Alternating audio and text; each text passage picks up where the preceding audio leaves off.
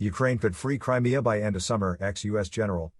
Ukrainian troops, if sufficiently supported with expanded Western military aid, can break through Russian lines and reach the occupied Crimean Peninsula by the end of the summer, the former commander of the U.S. Army in Europe Ben Hodges has told Newsweek. Amid concerns about the slow pace and mounting losses of Ukraine's nascent counteroffensive in the south and east of the country launched early in June, Hodges called on President Joe Biden's administration to underscore its commitment to Ukrainian victory by providing advanced weapons like the MGM-140 Army Tactical Missile System, colloquially known as the ATACMS, so far denied Kyiv for fear of provoking Russian retaliation. My principal caveat still remains that if the United States were to provide what Ukraine needs, then Ukraine could actually still liberate Crimea by the end of this summer, Hodges said in an interview about the progress and prospects of Ukraine's long-awaited push. Kyiv has reported significant progress in multiple directions since switching to offensive operations earlier this month. The most intense fighting has so far been in eastern Donetsk Oblast around the devastated city of Bakhmut and on the southern Zaporizhia front. Other battles are continuing along the 800-mile contact line, with Russian forces reportedly on the offensive in northeastern Luhansk Oblast. Ukrainian officials say the initial probing attacks involve hard but productive fighting as Kyiv's troops progress into long-prepared Russian defensive lines. Moscow, meanwhile, has repeatedly claimed to have defeated Ukrainian counterattacks, saying massive personnel and equipment losses have been inflicted on Ukrainian troops. Russian propagandists and alleged useful idiots in the West have amplified such reports.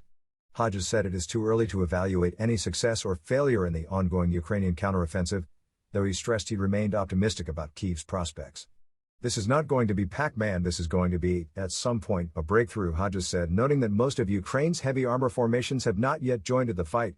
I'm not sure when or where, but at some point, you get through these defenses and then the whole momentum and nature of things can change. But for them to do that, they need long-range precision weapons, Hodges added, listing ATACMS, Grey Eagle drones, or other weapons systems that can reach further than they can reach right now. Hodges added, that would enable them to make Crimea untenable. And that's the key, make the Black Sea Fleet have to move out of Sevastopol, which would happen if Ukraine was able to put ATACMS inside that harbor. Those ships couldn't just sit there, all the facilities would be destroyed. Same for the airbase in Saki and other facilities. If Ukraine has to settle, because of pressure from us, for some sort of outcome where Russia retains Crimea, in 2 years now you and I will be having the same conversation, Hodges continued. The Russians will wait for us to lose interest. They'll be able to launch attacks from Crimea. Ukraine will never be able to rebuild its economy because the Russian Navy will be blocking the Azov Sea as well as Odessa and Mykolaiv, he said. How's Ukraine going to have an economy? It's not good for anybody in Europe. Waiting for ATACMS. The White House has been hesitant to provide Kyiv with its longest-range munitions, fearing that Ukrainian strikes deep inside Russian territory may provoke a Kremlin escalation, perhaps even a nuclear one.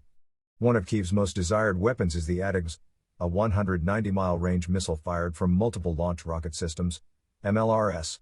The ATACMS far outranges any MLRS so far provided to Ukraine and would put Russian positions across occupied Ukraine and Crimea within Kyiv's sights. Biden administration officials have disputed Ukraine's claimed need for the ATACMS, simultaneously warning that providing the munitions could escalate the conflict and leave America's own ATACMS stocks dangerously low. However, Biden said this month that the prospect of ATACMS for Ukraine is still in play, and Kyiv's envoy to the U.S. has said that the White House's tone on the matter is changing and that there are no obstacles to the weapon's eventual provision. But as Ukraine's high-stakes offensive begins, Kyiv is still waiting for the green light. I think the administration has not been honest, Hodges said of the ATACMS debate. They didn't want to do it, so they continuously came up with excuses like we don't have enough. That's not true.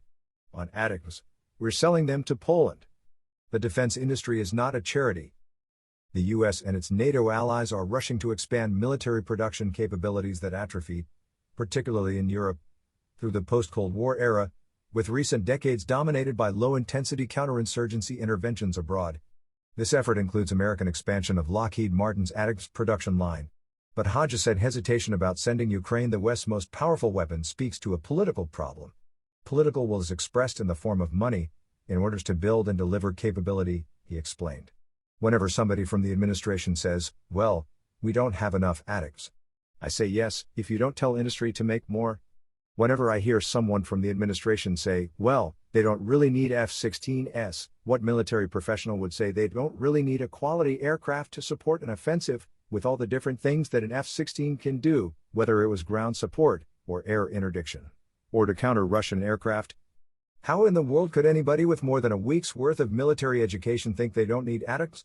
And then the months of, well, the Abrams tank, it burns too much fuel and this and that. Then why do we have Abrams if it's such a terrible tank? Ukraine has steadily won over its foreign partners on the need for the most advanced Western technology, from shoulder-fired anti-tank weapons all the way up to fighter jets.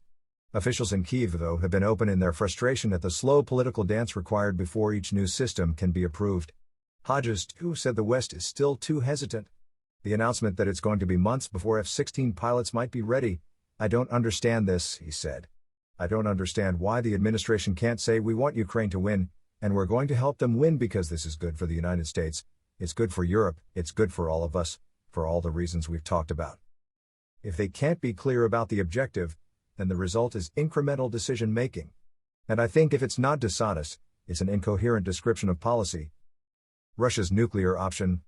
Moscow's repeated nuclear threats, which have become less and less veiled as the war in Ukraine drags on and Western support for Kyiv expands, still loom over the wider confrontation with Ukraine and its Western partners. Observers are particularly worried that a Ukrainian advance into Crimea might trigger an extreme Russian response, given that losing control of the peninsula could prove so destabilizing for Putin's Kremlin kleptocracy. Biden and other Western leaders have been clear in their priority to prevent any direct NATO-Russia conflict and subsequent nuclear exchange. Hodges is among those who believe President Vladimir Putin is bluffing. We continue to deter ourselves, he said. Russia knows that all they have to do is mention nuclear once a week or so, and it causes us to stop. We're being blackmailed. And I think this is a terrible precedent for the future. This constant narrative that we don't want to escalate. The Russians are castrating prisoners. Where's our red line? My optimism is tied to the caveat of American leadership and support. The United States needs to be much more direct and clear about what our objective is. And it should be that we want Ukraine to win, not this. We're with you for as long as it takes, which is about as empty a statement as you could possibly create. National Security Council spokesperson Adam Hodge told Newsweek in a statement, over the past year and a half, President Biden has rallied the world to respond to Russia's war in Ukraine.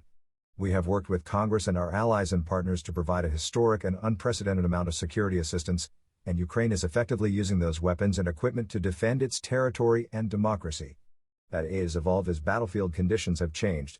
We will continue to help Ukraine meet its immediate battlefield needs and strengthen its long-term defenses so that they are able to defend against and deter future attacks. Update June 21, 2023, 10:15 a.m. ET. This article has been updated with comment from the National Security Council.